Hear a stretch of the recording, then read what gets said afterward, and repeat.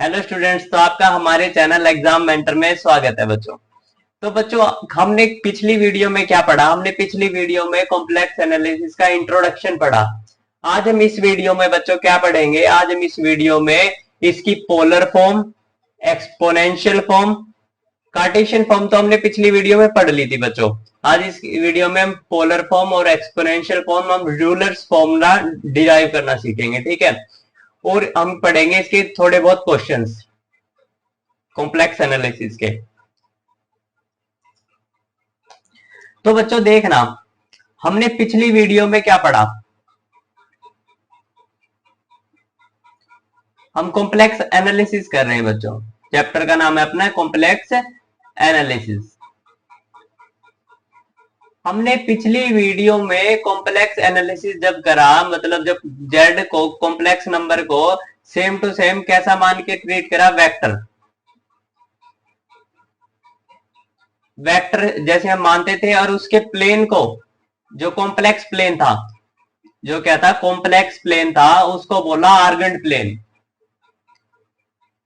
आर्गेंड plane. हमने क्या करा था बच्चों? हमने ये देखा था कि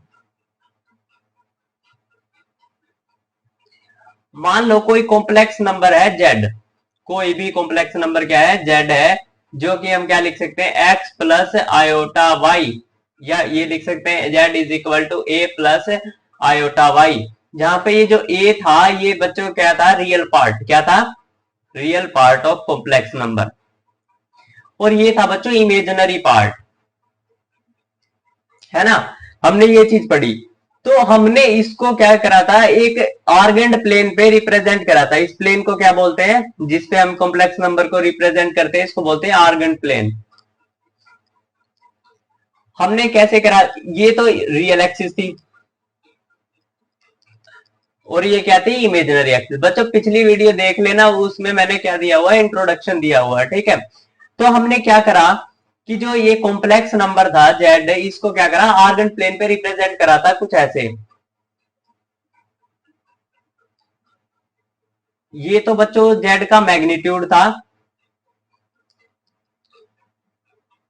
ये था बच्चों रियल एक्सिस वैल्यू, ए की वैल्यू, जो रियल पार्ट की वैल्यू।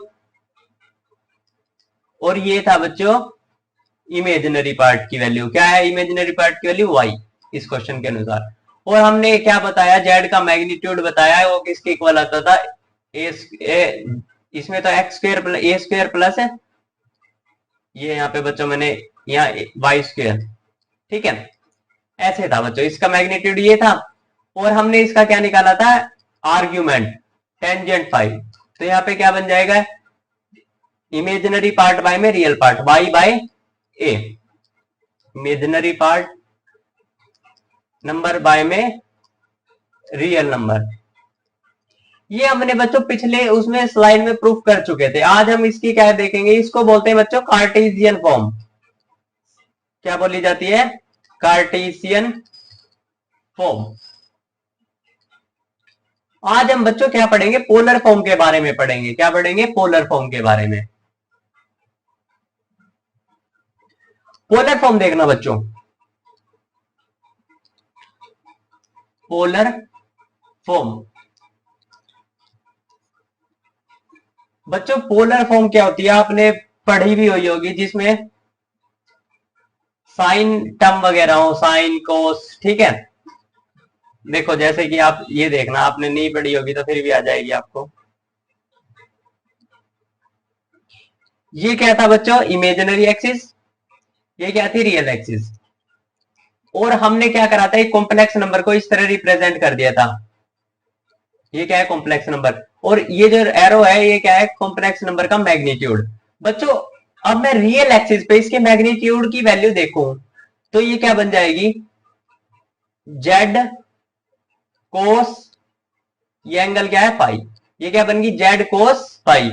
और इमेजिनरी एक्सिस पे जेड के वेक्टर की, मतलब जेड का वेक्टर मैं एक बार तो रियल एक्सिस के साथ देख रहा हूं, एक बार देख रहा हूं इमेजिनरी एक्सिस के साथ। तो ये बन जाएगा बच्चों जेड का मैग्नीट्यूड साइन फाई। और जेड क्या था अपना बच्चों? ए प्लस आयोटा बी था अपना जेड। अब बच्चों मैं क्या कर रहा हूं, जो जेड अपना है ए प्लस आयोटा बी, ए की वैल्यू क्या है बच्चों यहां पर, ये ए होता था और ये इमेजिनरी वैल्यू को भी बोलते थे। तो ए की वैल्यू क्या आ गई बच्चों, Z cos phi plus iota, B की वैल्यू क्या है बच्चों, Z sine phi, Z sine phi, Z का मैग्नीट्यूड बच्चों। तो अब क्या है, जेड मैंने क्या ले लिया, कॉमन ले लिया, तो यहां से बचा बच्चों cos phi plus iota sine phi. तो बच्चों ये बन गया कॉम्प्लेक्स नंबर पोलर फॉर्म में,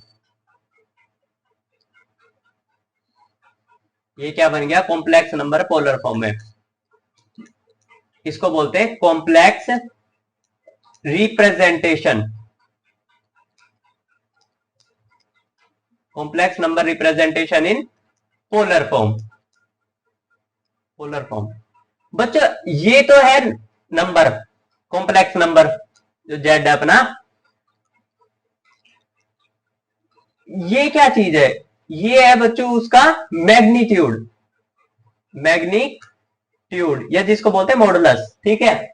और ये जो चीज है ये अपने को क्या बता रही है, ये अपने को डायरेक्शन बता रहा है एक किस्म से, डायरेक्शन मतलब कॉम्प्लेक्स नंबर का रियल एक्सिस के साथ क्या डायरेक्शन है, मतलब ये आर्गुमेंट के बारे में कुछ कुछ कमेंट कर रहा है, ठीक है।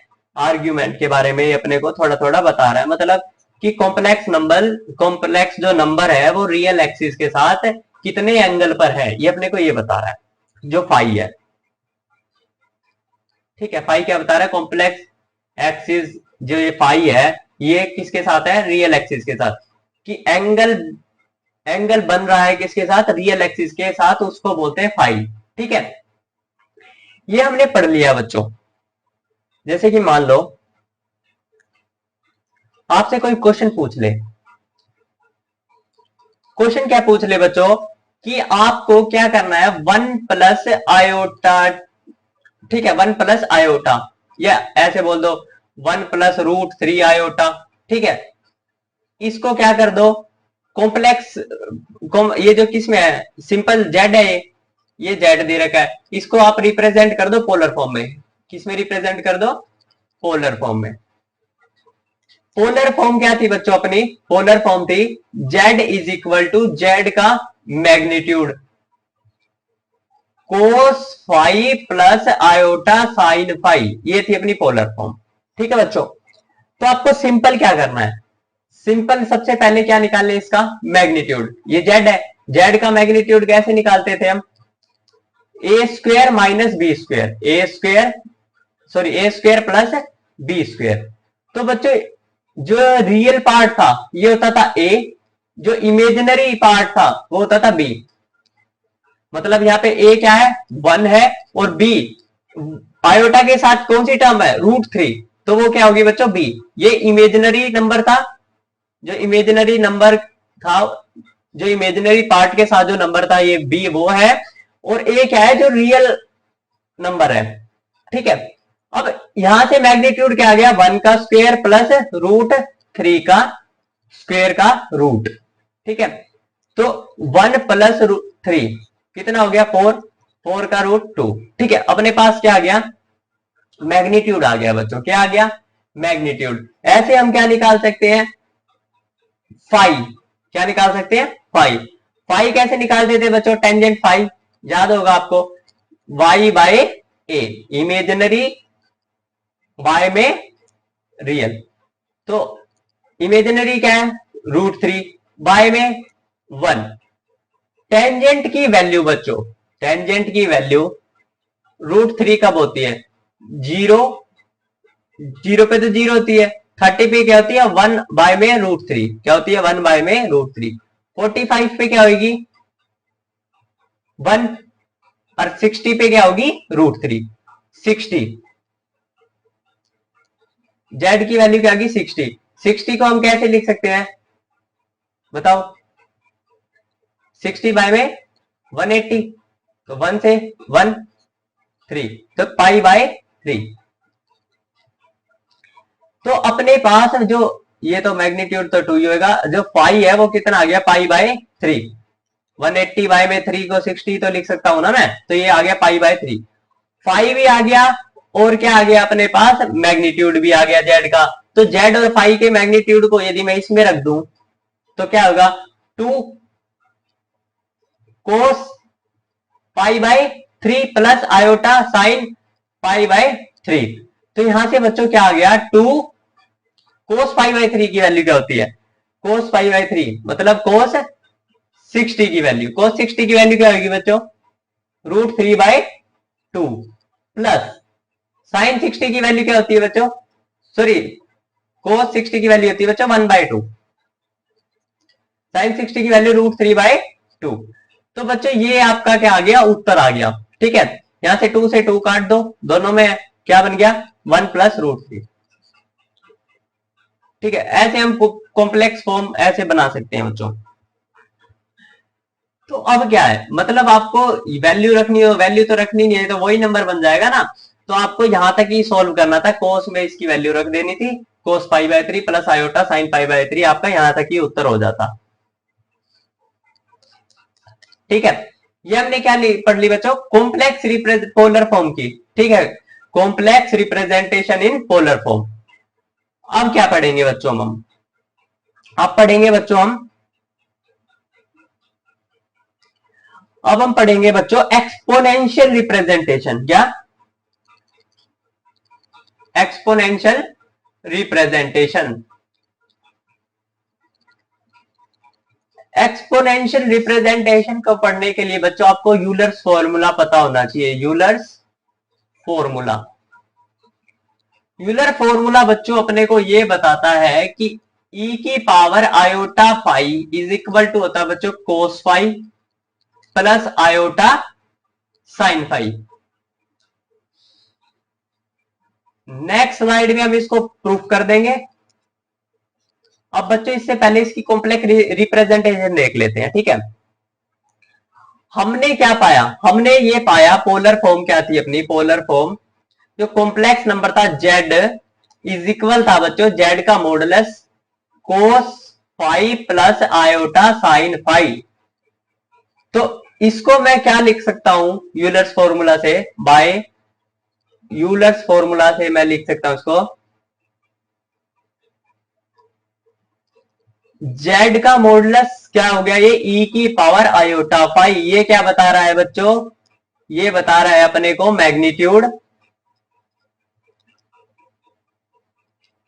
और ये क्या बता रहा है, यूनिट वेक्टर के अलोंग क्या है, डायरेक्शन क्या है। अपने को बच्चों ये होती है बच्चों इसकी कॉम्प्लेक्स रिप्रेजेंटेशन। ठीक है, ये इसकी कॉम्प्लेक्स रिप्रेजेंटेशन है बच्चों।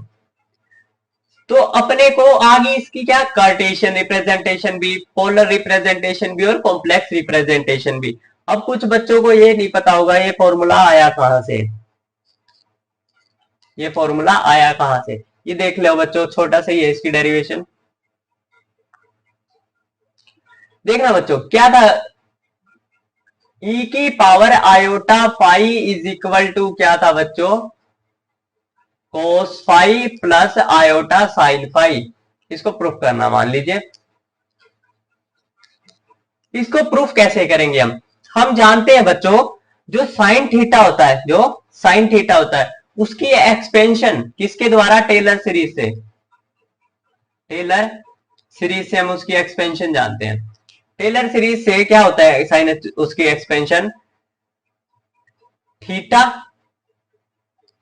Minus theta square by 2 factorial, sorry 3 factorial, theta cube by 3 factorial plus theta 5/5 का फैक्टोरियल, पावर है बच्चों थीटा 7/7 का फैक्टोरियल। हम ये जानते हैं बच्चों, आपको ये पता भी होना चाहिए, तो साइन की टेलर सीरीज। ठीक है, कोस थीटा, कोस थीटा को क्या लिख सकते हैं बच्चों, 1।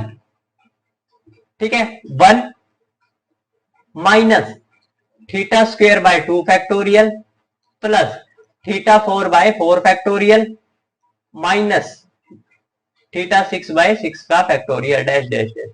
बच्चों ये याद रखना, साइन अल्टरनेट आते हैं, माइनस प्लस, ठीक है। आपको ये याद रखनी है। तो बच्चों सोचो साइन क्या है, एक ओड फंक्शन है। क्या है? Odd function. क्या है? ओड फंक्शन, जिसका ग्राफ किससे स्टार्ट होता है? जीरो से। किससे? जीरो से, ओरिजिन से।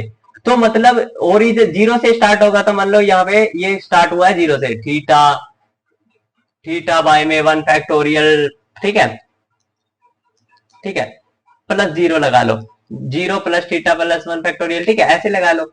अब ये क्या है? ओड फंक्शन, तो मतलब ओड टर्म्स आएंगे इसमें, 3 5 7, ठीक है। ऐसे याद करने का तरीका है बच्चों बस। अब कोस क्या है? इवन फंक्शन, तो इसमें इवन टर्म आएगी, तो 4 6, ठीक है। और स्टार्ट कहां से होगा? ये 1 से, क्योंकि कोस का ग्राफ हमेशा वाई एक्सिस में 1 से स्टार्ट होता है, ठीक है। ये बस याद करने का तरीका है, आपको याद रह जाए ये टर्म, ठीक है। अब क्या कर रहा हूं मैं, हम जानते हैं e की पावर x का जो सीरीज होती है, क्या होती है? 1 plus x square by 2 factorial plus x cube by 3 factorial plus x 4 by 4 factorial dash dash dash, ठीक है। हम ये भी जानते हैं। हम बच्चों इसमें x की जगह अपना क्या है? Iota theta. क्या है? Iota theta. तो मैंने क्या रख दिया? x की जगह आयोटा थीटा रख दिया। तो क्या रख दू? 1 बाय में आयोटा थीटा बाय में 1 फैक्टोरियल प्लस आयोटा थीटा का स्क्वायर बाय में 2 factorial plus iota theta by में थीटा का क्यूब बाय में 3 फैक्टोरियल प्लस आयोटा थीटा की पावर 4 बाय में 4 factorial dash dash dash dash, ठीक है। ये बच्चों इसकी सीरीज जाती रहती है। तो अब क्या करें हम? अब मैं क्या कर रहा हूं? इसको सोल्व कर रहा हूं, चार टर्म को सोल्व कर रहा हूं। सोचो 1 प्लस आयोटा बाय में 1 फैक्टोरियल, ठीक है। आयोटा तो आयोटा रहेगा। आयोटा स्क्वायर क्या होता है बच्चों? आयोटा स्क्वायर होता है बच्चों -1। क्या? -1 थीटा का स्क्वायर बाय में 2 का फैक्टोरियल प्लस आयोटा क्यूब होता है बच्चों, आयोटा क्या होता है? आयोटा आयोटा बाय में थीटा क्यूब बाय में 3 फैक्टोरियल।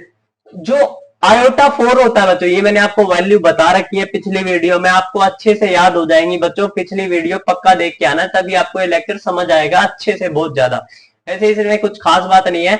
आयोटा 4 होता है बच्चों 1 थीटा की पावर 4 बाय में 4 फैक्टोरियल डैश डैश डैश। अब बच्चों मैंने क्या करा? इमेजिनरी टर्म्स को एक तरफ लिख दिया और क्या कर दिया? रियल टर्म्स को एक तरफ लिख दिया। नेक्स्ट स्लाइड में देख लेते हैं।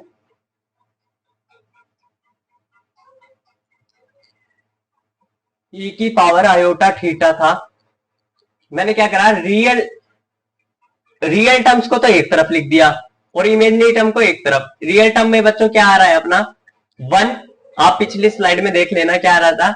1 minus theta square by 2 factorial plus theta 4 by 4 का factorial dash dash dash dash, ठीक है। ये दो ही टर्म है ना, क्योंकि चार ही टर्म तो सॉल्व करी थी। प्लस अब आयोटा के साथ जो टर्म है, आयोटा के साथ टर्म बच्चों देखना क्या आई थी? ये अपनी वो आई थी, जैसे देखो 0 प्लस, एक तो 0 जो मैं बोल ही रहा था, वैसे 0 ना लो आप, क्या लो आप? सीधा थीटा क्यूब बाय 3 फैक्टोरियल। यहां क्या था? माइनस, स्टार्ट किससे था? थीटा से, थीटा, ठीक है। फिर क्या आना था? प्लस, फिर theta 5 by 5 factorial dash dash dash, ठीक है। अब बच्चों ये टर्म फर्स्ट उससे क्या बोल सकता हूं मैं? कोस से। कोस की सीरीज क्या एक्सपेंशन है? कोस थीटा का। और ये किसका है? साइन थीटा का। ये किसका है? कोस थीटा का एक्सपेंशन। ये क्या है? साइन थीटा का एक्सपेंशन। तो मैं क्या नहीं लिख सकता? ई की power theta is equal to cos theta plus iota sine theta. ये हमने बच्चों यूलर्स फॉर्मूला निकाल लिया, ठीक है। अब यहाँ पे मान लो ई की पावर माइनस साइन आई, ये क्या हो गया? यदि मैं क्या करूं? इस थीटा की जगह जो थीटा है उसको रिप्लेस कर दूं माइनस थीटा से, तो बच्चों क्या बन जाएगा, कोस थीटा, वो भी माइनस का, कोस theta plus iota sign minus theta. ठीक है, तो ये क्या बन गया बच्चों, कोस थीटा, सिर्फ क्योंकि कोस अपने अंदर खा जाता है माइनस के निशान को। ठीक है, आयोटा साइन थीटा, साइन क्या निकाल देगा, बाहर निकाल देगा। तो बच्चों मैं e की पावर माइनस आयोटा थीटा को लिख सकता हूं cos theta minus iota sine theta, ये भी याद रख लेना, इंपॉर्टेंट। तो बच्चों हमने क्या करा, हमने ये पढ़ लिया कि एक्सपोनेंशियल फॉर्म क्या होती है, पोलर फॉर्म क्या होती है, और कार्टेशियन फॉर्म क्या होती है। अब क्या पढ़ेंगे हम, इसके क्वेश्चंस पढ़ेंगे। क्या पढ़ेंगे, इसके क्वेश्चंस, कुछ क्वेश्चंस करके देखेंगे ताकि अपनी प्रैक्टिस हो जाए बहुत अच्छे से।